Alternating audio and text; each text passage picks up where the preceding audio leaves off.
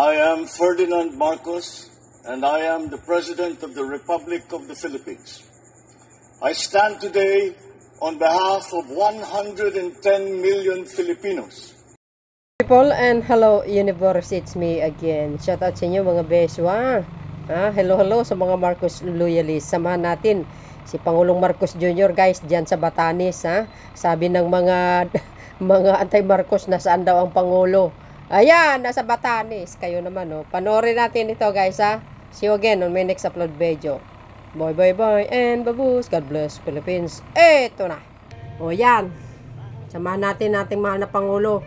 Gumagala na naman. Ay, si President Ferdinand Marcos Jr. talaga guys, kung saan nakakarating.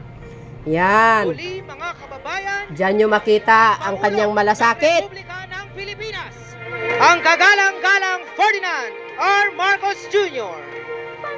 Ngayon po ay nasasaksihan ng ating Pangulo ang pamamahagi ng tulong mula sa iba't ibang ahensya ng pamahalaan para sa mga naapektuhan ng Bagyong Julian.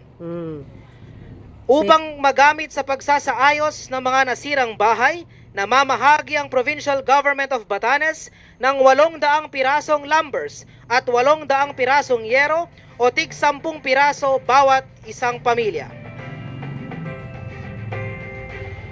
Yan, kita nyo yung yero galing sa yan, Provincial Government sa bayan nila.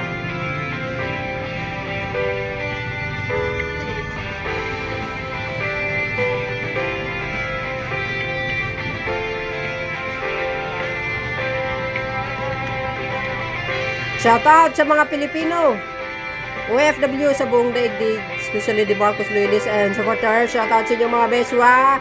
Ayan na naman po ang ating mahal na Pangulo, bumisita sa Batanes sa mga nasalanta ng Bagyong Julian. Ito talaga si Julian, laging nang iiwan ng bakas. Diba guys? Siyempre, kasama yung mga ahensya ng gobyerno, yung iba, tulad ng DSWD, ayan, nandyan sila, DILG. Ito yung gobernador ng Batanes, guys, itong naka-green green. Wow.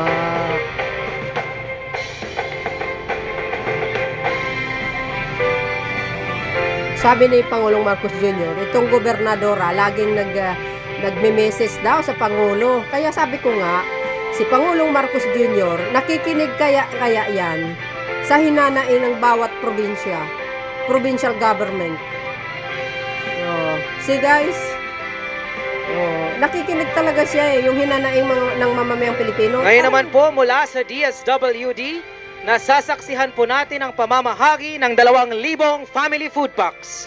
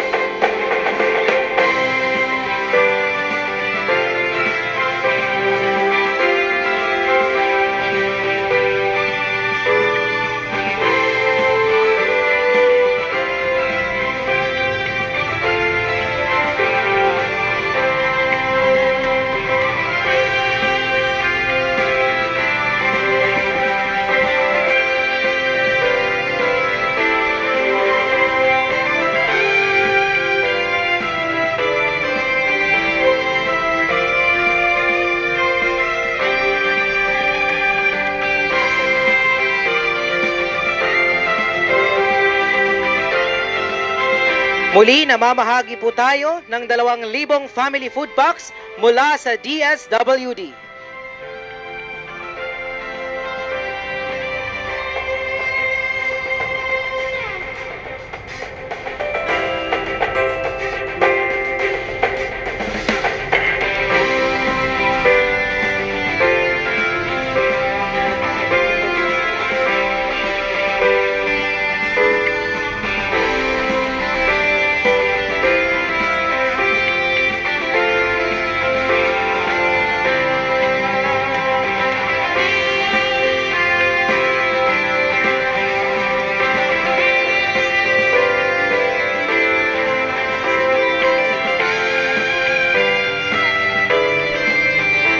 Namamahagi rin po ang DSWD ng mula sa ayuda para sa kapos ang kita program ng 600,000 piso o 3,000 piso bawat isa sa 200 pamilya.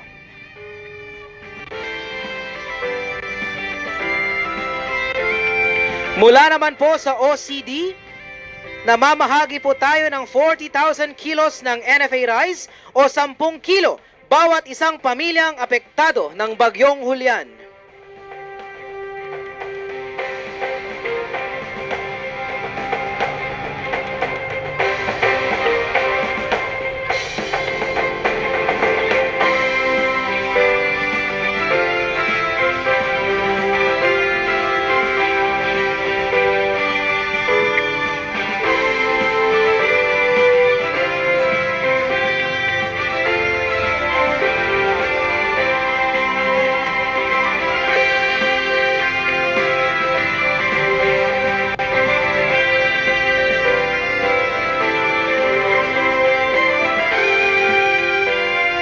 Kami po ay nagpapasalamat sa ating mahal na Pangulo sa kanyang pagbisita sa ating probinsya at sa mga ayudang ipinamamahagi sa araw na ito.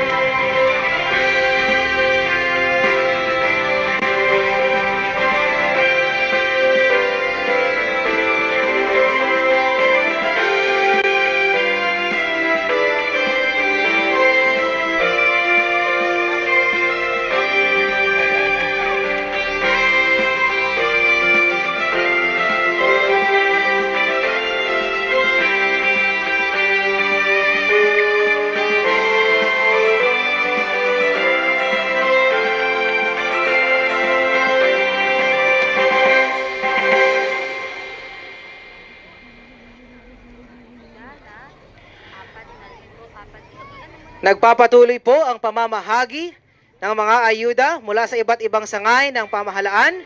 Mula po sa DSWD, 2,000 family food packs. Mula naman po sa Office of the Civil Defense, 40,000 na kilos ng NFA rice o 10 kilo kada pamilya. Mula pa rin po sa DSWD, ang ayuda para sa kapos ang kita program na 3,000 kada pamilya sa 200 na pamilya. Gayon din po ang pamamahagi ng 800 piraso ng lumber at 800 piraso ng yero para sa mga naapektuhan o nasiraan ng bahay dahil sa Bagyong Julian.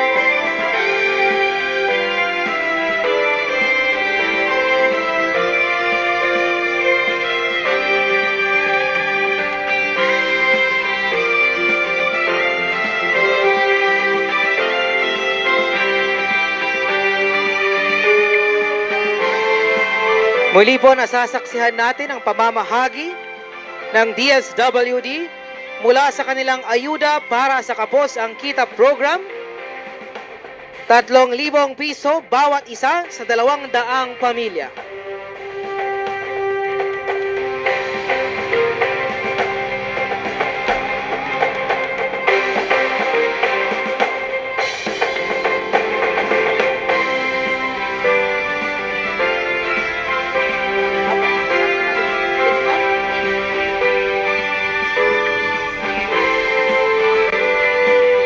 Muli, nagpapasalamat po tayo sa DSWD sa pamamahagi ng ayuda para sa Kabosang Kita Program o 3,000 piso bawat isa sa 200 pamilyang Ivatan.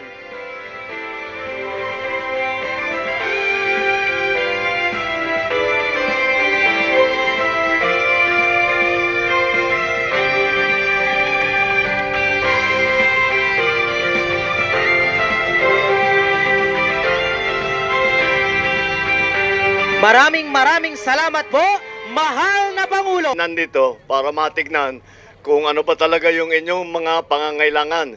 At mabuti na lang at bago dumating yung bagyo ay nakapagdala na kami ng libo-libo na food pack. Kaya nung pagdaan ng bagyo nakapag-distribute kaagad. Ngayon, ang susunod second round na. Yes, sir. Second round na ng food pack. Tapos ngayon, ginagawa na natin yung mga intake na yung para yung mga nangangailangan ng AKAP, ng tulong kung ano man ang tulong na kasi pagkatapos ng food pack, yung iba-ibang pangangailangan ng mga ibang pamilya, bawat bahay, kaya kailangan magbigay na kami ng cash. So, magre-release na tayo ng tigta 10,000. Tigta 10,000 bawat household. Dinagdagan ng Speaker of the House ng 15 million ang release para sa tulong. Ang Office of the President na naman magre-release kami ng 25 million para sa inyo. Ang susunod na kailangan namin gawin ay pagkatapos nito yung sa pag-rebuilding. Dahil nakita ko yung nasira, yung mga ibang bahay, talaga lalo na yung mga kahoy, yung mga talaga natangay lahat. So, yun ang susunod namin gawin. Nasimula na ng province na magbigay ng yero at saka kahoy at saka ito, mga 2x2 para at least meron na tayo magawa. Pero hanggat may kailangan, sabihan nyo lang kami. At nandito na si Governor, nagre-report sa akin, pinapadalang kami ng video. Nakita namin kung gaano kalakas. Hindi nga makalabas ng bahay ang gobernador ninyo. Sabi niya, hindi ba, inaantay namin na wala. Pero masyado kayong nagustuhan ng Hulyan. Ayaw kayong iwanan. Isang araw, tapos bumalik pa. Talagang siguro maganda rito masyado sa Batanes. Kaya ayaw umalis yung bagyo. Pero hindi bale. Meron din kaming dala para sa tubig. Yung nakikita po ninyo na mga balde-balde yan, may filter po yan. Kaya't yung balde, lalagyan natin ng kahit na anong tubig, wag lang maalat. Basta't yung tubig, kahit na hindi malinis, paglabas po niyan sa filter, pwede nang inumin. Kaya sa isang balde na ganyan, kayang magpainom ng tubig ng mga 100 tao sa isang araw. Kaya marami kami ipamimigay na ganyan para meron naman kayong water supply. Ito yung meron dito, meron kinakabit dito. Dito may filter na kinakabit dito. Tuturuan kayo ng mga DSW. Ito yung buo. Ito, yan. Paglabas ng tubig dito, malinis na. Pwede nang inumin. Para makasiguro kayo, pwede nyo rin pakuluan pa muna. Para sigurado.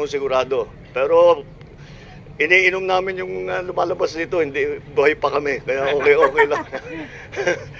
Sige. Good luck sa inyo. Kung kagaya ng akin nasabi, kung ano pa yung pangangailangan ninyo, patuloy naman ang aming pagdala. Magdadala pa kami ng food pack ulit.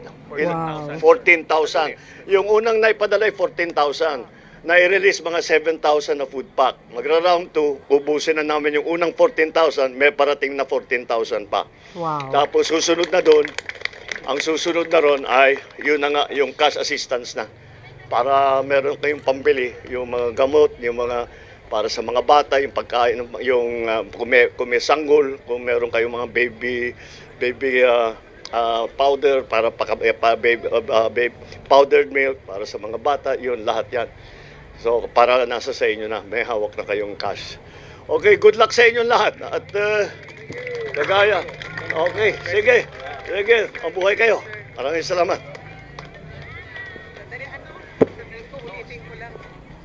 Okay, uulitin ko lang sa pagpunta ni President Bongbong Marcos dito, mayroon siyang ibibigay sa atin na 25 million. Yay! Kaya po, pagdating ay ayusin natin yon para lahat po ay mayroon kayong ayuda. So maraming salamat, Mr. President. Okay. Muli, tayo po ay nagpapasalamat sa ating mahal na Pangulo sa pagbisita dito sa atin sa Batanes. Maraming salamat po. Muli po, mga kababayan, ang ating mahal na Pangulo, ang kagalang-galang Ferdinand R. Marcos Jr.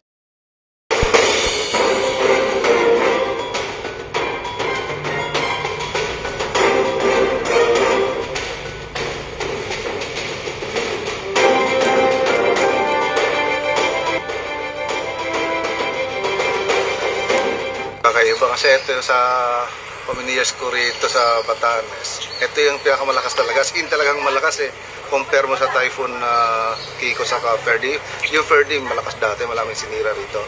Kaso ito kasi, pag Ferdy kasi pwedeng may time na kasi na pwede kang makalabas para magtali. Samantalang ito wala eh. As in tuloy-tuloy na malakas. Tapos tinamaan pa kami ng parang mata niya kasi around 10 minutes yung pagitan. Tapos biglang lumakas ulit.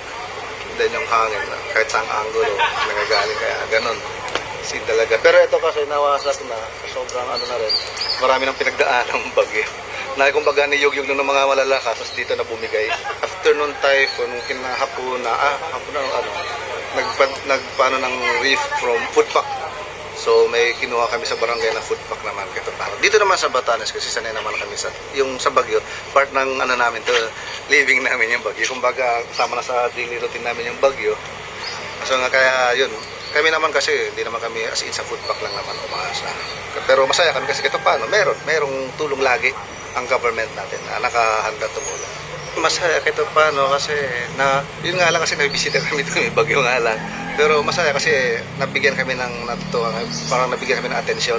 Press Bongbong, maraming salamat kasi nabigyan nyo kami ng tulong. Dito naman sa Batas kasi every time na talagang laging may tulong ang government. Yun ang pasalamat namin, hindi kami nakakalimutan. So maraming salamat and pasalamat din sa pagbisita sa amin.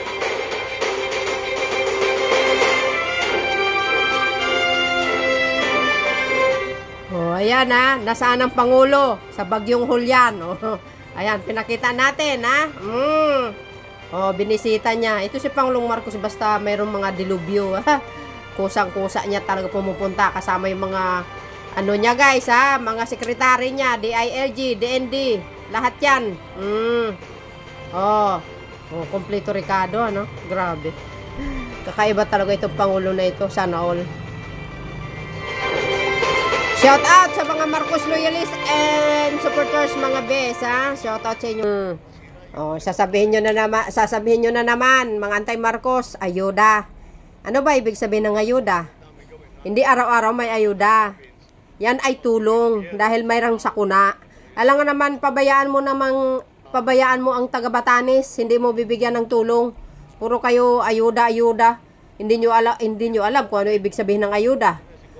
Ipapanis nyo na lang yung isang karton na relief good doon sa warehouse ng DSWD, hindi magbibigay.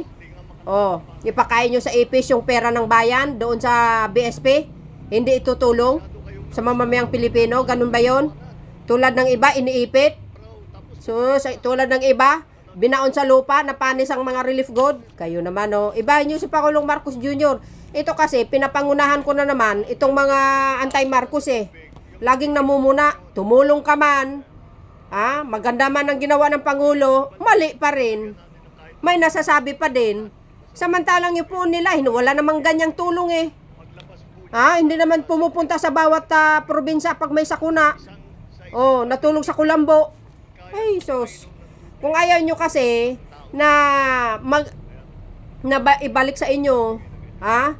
Yung mga sinasabi nyo, paninira sa Pangulong Marcos Jr., tumulong na lang kayo. Suportahan nyo na lang yung Marcos admin. Lahat naman, makikinabang. Kayo naman. Kukunwari pa kayo Yung mga kauri nyong mga dilis dyan sa lugar na yan nakikinabang din naman.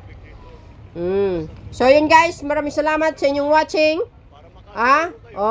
Abangan natin si Pangulong Marcos Jr. Magpapasyal-pasyal yan with the magandang programa at tulong sa ating mga kababayan. See you again on my next upload video. Bye and babush. God bless Philippines. Thank you for watching.